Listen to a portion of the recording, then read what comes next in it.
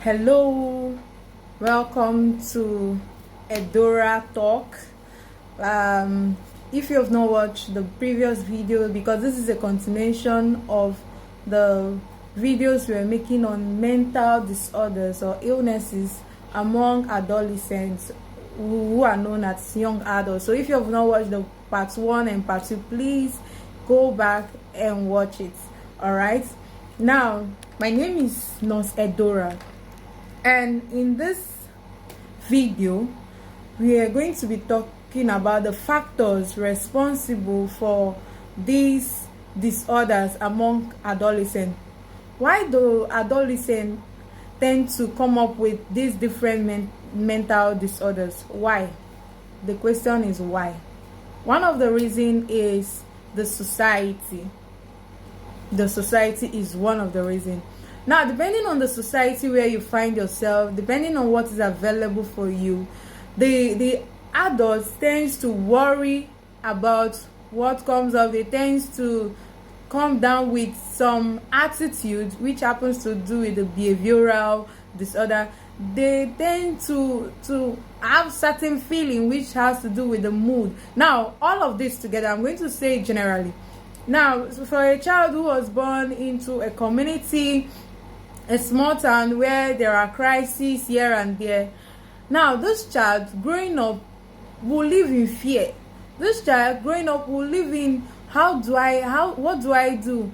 How do I belong? Depending on what's going on in the society. Okay, like in our country, Nigeria, we all see what's going on. I'm so used to my country. By the way, I love my country, Nigeria, so much. I'm a proud Nigerian. So yeah, we know what is going on, and growing up, I've been able to come to adapt.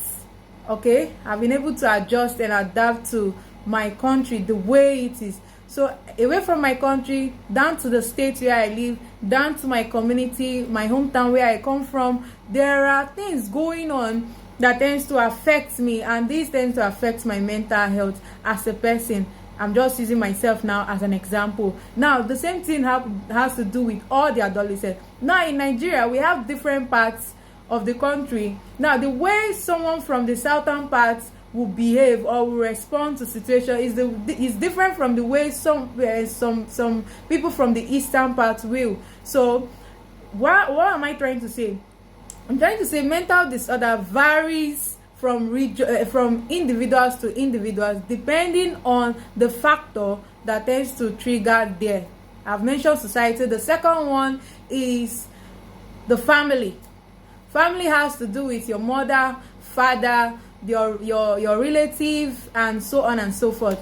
Now, a child that is born in a nuclear family is where we have mother, father, and children. And a child that is born into a polygamous family, which we have one man and let's say 2 or 3 wives, the way they respond to situations are different.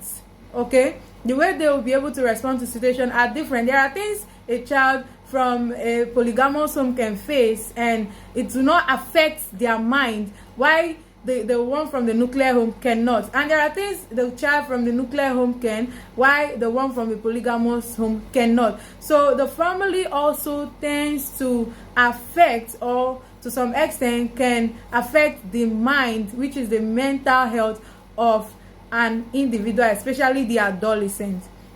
Away from that, we have the peer group. Peer group are your age grade. Okay, your age grade, your classmates, people you grow around with that looks like you. Okay, peer group has an influence on the mental health of an adolescent. Now, in this part of the country, I'm going to speak extensively on this peer group factor. Now, there are children from rich homes, there are children from poor homes, there are children from an average home. All these are children of different classes, and now these are children that have come into adolescence. Now, there are so many other expectations. There is a movie I always watch. In the movie, you will see the children from the poor home and the rich home. They will come together in a class, and they will just ask them, so your last holiday, where did you go to? This one will say, I went to Paris. The other one will say, I went to Bahamas. The other one will say, I went to this. The other one will say, I went to there. And then the child from a poor home, mind you, they can't afford to go to those places. So now this child will start wondering what's happening in Paris. And to make matter worse, their friends, when they go out to play, will be like, we saw this in Paris, we saw that, that was a beautiful place and all of that. While the child from a poor home will start imagining, start thinking, what does this thing look like? How come I'm not able to experience this? Oh, my family, they cannot provide it for me. For that reason, it will now have to affect their mind, and that will now develop into what we call peer pressure. Now, which means someone making decision based on the pressure they are having from external bodies. Sometimes they'll tell them, if you want to be big like this, come, let's go and do this, and this will happen. Now, that is it. Peer pressure, I've mentioned the society, I've mentioned family, I've mentioned peer pressure. These are the three important factors that can affect the mental health of an individual, or that can cause mental disorders in adolescents. These are the three important factors. Now, we have other factors. We have illness, we have environmental factors, we have so many other ones, but these are the three major things. Now, I'm going to, in the next part, because I don't want these videos to be long, in the next part, I'll be talking about extensively on how society, the peer group, and the family can actually affect the mental health. And then I'll now tell what we can do. As an adolescent that is watching me, what can you do? As a parent watching me, what can you do? As a boss, as tenants, as individuals in the society, everyone, what can you do to help this adolescent? So I'm going to, in the next part, I'll be sharing a very critical story, and I'll be sharing a story, and I will now talk about what we can do to help.